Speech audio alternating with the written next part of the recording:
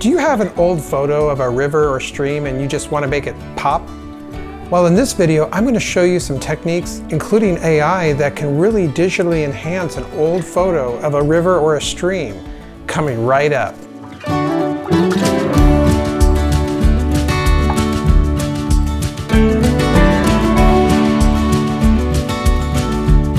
Hi there, friends and family. I'm Steve Klein, and welcome to Images in Motion, where I teach you the skills for photo and video restoration from the comfort of your own computer or laptop, and I may just throw a story or two in along the way. We also talk about the most cutting-edge tools and techniques for photo enhancement that you can be using today, such as AI and other tools that are at your disposal either on smartphones or other devices, so that you can share all of these wonderful memories with your loved ones for years to come. So if you're interested in these things, then consider subscribing to this channel and hitting the bell notification so that you're alerted on any new videos that come up. All right, let's get into this. You know, photos and videos are a great way to tell a story, and what better way it is to enhance them with the modern tools at your disposal today. Today we're going to take some more photos from this and enhance them. This is the album where I have some of my scenic photos, and today we're going to go over some of the rivers and how to enhance those old photos of yesteryear and bring them back into life and giving them an HD look. So if you're interested in that, stick around as we now go to my den where we're going to go and finish the rest of this, and I'll show you exactly how I'm going to restore these old photos. Hi there, Steve Klein here. We're in my den now, and we're now going to go and look at the next photo in our river boat series. I call it the river boat, but it's really the river series. When we used to go up to Estacada in Oregon in the Cascade Mountain Range to cut down wood and lumber that the lumberjacks would leave. And it's this photo right here. And we're in our Photo Restorations 1978 Nature album, Mount Hood, Estacada River, and in our 110 Pocket Instamatic Camera. So here we go. Let's open this up. And there it is. So we have again a real, I don't know, it's pretty good. I mean, there's some color in here. It's kind of grainy. If I zoom in, you can't really see a lot of detail there. It's really what you would expect from a 110 film. It's not 35 millimeter. And even though it's, 110 film, I should, point out that. So the reason that 110 film is a little bit lower quality is because where the 35 millimeter would be a 24 by 36 millimeter, the 110 was only 13 by 17 millimeter. So really it's almost like a 17 millimeter film. It'd be like the equivalent of like a 15 to 20 megapixel picture versus a 5 megapixel picture. It's a lot different quality. And the picture just didn't turn out very clear, as you can see from this one. So, but anyway, what we're going to do here is we're going to start enhancing this. So I'm going to bring this into Photoshop, and right away we're going to see what I can do for the auto tone. I actually like the auto tone here. It took a lot of the old kind of discoloration that comes in a lot of this film quality, and it cleaned it up. And the exposure, there's a lot of stuff we can help with the exposure. I'm going to leave the offset pretty much where it was. I'm not going to do any gamma correction at all, although I might. Let me see where this is going. Let me try that again. So the gamma correction will get a little bit of the rocks back, we can see in the stream there, and it takes down a little bit of the exposure. If we brighten it up too much though, we tend to lose some of the quality, and if we lower it, it just mutes the dynamicness of it. So I don't want to mute it. What I probably want to do is I want to get this back to 0. Whoops. I did not want to do that. Actually, that doesn't look too bad. I think I will keep it. I want to go into the curves again. Bring in these darks down so I can get the green back from the trees. And I don't think I want that. Ooh, no. So right there, I kind of like that a little bit better because it's starting to show me a little bit of the river again, and that's what I want to see. So I'm going to go ahead and say okay here. Now I want to sharpen the mask a little bit. So I'm going to sharpen it just a little bit. I didn't see much happen there. Let's do a sharpen more. Okay, so I'm not really, let me go into the sharpening and let's look at it. So we're going to do unsharpened mask. This will show you a representation of different areas of the photo. So notice that I zoomed in on that rock. We can increase the amount of sharpness. Too much and it looks like one of those glasses that you look through in a kind of a washboard glass like you see in a bathroom where you can't see through it. So this will also change the radius of how we're sharpening it. Sometimes this has been known to bring back some details, although if you go too far, you get this cartoon-like effect and you don't want to do that. So it's kind of like use with some finesse, use sparingly, okay? And then the threshold is just the level at which you're going to sharpen. And you can tell when I do the threshold up, it does take some of that detail away. So a lot of times you try and get the detail, but then you can take something away from it by setting the threshold, because the threshold is just like, I'm not going to go up beyond this point. And so it kind of keeps things at bay so you don't accidentally go too far.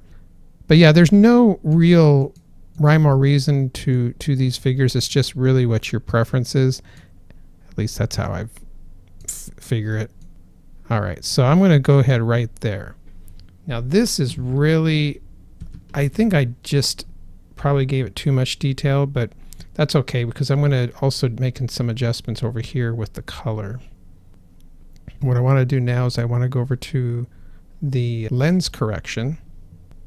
Okay, so here we're going to go over to I was going to do lens correction, but I think I want to do, well, let's go to the filter gallery. I want to see what that looks like. Okay, so I'm going to go into here to the raw camera. And you might remember this from before when we did the other river photo, is that you can make some fine-tune adjustments here on contrast, highlights, and shadows. So the highlights are already highlighted in the water. I like to take them down a little bit and then bring up my whites just ever so slightly, ever so slightly. These are this river, by the way, is the Clackamas River, and it's just one of the most gorgeous rivers, one of the cleanest rivers here in Oregon, and just beautiful, just beautiful. I used to go picnicking out here after we do the wood cutting, which I'll probably share some photos and the stories about wood cutting, because it's pretty intense. If something that we did as a family, believe it or not, went up in the woods where the loggers would take basically the logs that the loggers would discard, we would take and chop up and saw up. And okay, so now I'm reducing the temperature there, but I'm not liking it because it takes away the warmth and the green. So what I want to do is I want to up the vibrancy just a little bit. Now if I up the vibrancy too much, it does bring out the green again, and there's a little bit of blue in the water, but it's almost unrealistic blue. The same with the saturation. I can bring the saturation up, and it wouldn't hurt on this picture, especially because it is older. It gives it some sense of modernness because of the fact that it's just so old. Okay, so clarity does do a little bit of a sharpening by itself. I don't think I need to do that much more because I already did that, so I might just bump it up to by 10%. Let's just go 8%. Textures the same way. If I go down, it's losing all the texture in the water, but if I bring it up, it gets more of that texture. So I'm going to, again, probably leave it about where it is. Dehazing is exactly what you think it is. You don't have much, you're going to get a lot of haze. If you dehaze it, it's just going to be really clear. So I like this. I actually like dehazing it a little bit. If I come down here to the blues and pop the blues a little bit, the problem is I'm getting a little purple. There we go. That's too blue. Okay, so I just want to give a little bit of a hint of blue in the water, because the blue, usually the water reflects the sky, and that's why you see the blues. in some cases. Okay, so here we go. I wanted the shadows. So if I put a little bit of the shadowing on this, you get more of the darker shadows from those trees. And same with here, where the darks here. I don't want to go too dark on this though, because if I do, then it loses all of its luster. So we're going to do it right there. Highlight the lights a little bit, and I'm going to bring down just a hair. So that gives me a little bit of something to play with these rocks here. All right, I'm going to say okay. All right, so I am going to save this. We're going to call it River Photo 5 edited. Okay, we're going to export that now into, I was going to do a TIFF and a PNG file, but I think I'm just going to do a PNG or a JPEG. I want to do it really quick, just a quick down and dirty. Which photo am I on again? Okay, so 5 edit JPEG. Oh, I wanted to make sure I get this to 7, the highest I can. And then what I want to do is I want to reduce the size of this, because I'm going to run it through a upscaler to try and see if I can bring back any more detail out of it. All right, so now that's that's saved. Okay, so now we're going to, I want to compare these. So this is the original. I think I already had that open. And then, so we're going to take a look at the original and then the enhanced. Okay, so now what we've got is, here's the original and here's the enhanced. Wow. Wow. I am really happy with that. I mean, look, here, before you had all this kind of a red sepia look to it. You could hardly make out any of the rocks in the water. Afterwards, we get this. So you can see the rocks now. You can see the ripples of the water a lot better. It really enhanced the green. If I showed you these side by side, yeah, you can definitely see the difference. The wood grain is here on the wood. The shadows have gotten back. I could actually have probably lightened that up just a hair, because it was overexposed, but I just, again, I like the whole overall look of this. Now what I want to do is also look and see if I can use an upscaler to get any more details out of this. And what I choose to use here is the Topaz Google Pixel, which is an upscaler by Topaz. And so let's try this out and see if we can get anything out. Usually in these old photographs, it's just too bad, but maybe, let's just cross our fingers, it might just work. So let's take a look. So I'm going to close these. I'm going to bring this old one into the Google Pixel. So let me launch that. I think I said Google Pixel, I meant Gigapixel. So Topaz Gigapixel AI. I'm going to bring the downscaled version, because it has to have a downscaled version in order to interpret what's going on here to upscale it. And I'm going to say low resolution, because that's the photo I have. Normally you can't go this far out, but it's not too bad. So this slider is showing you before, and then as you go across, it's kind of see how it's kind of going across. Well, it'll be this way.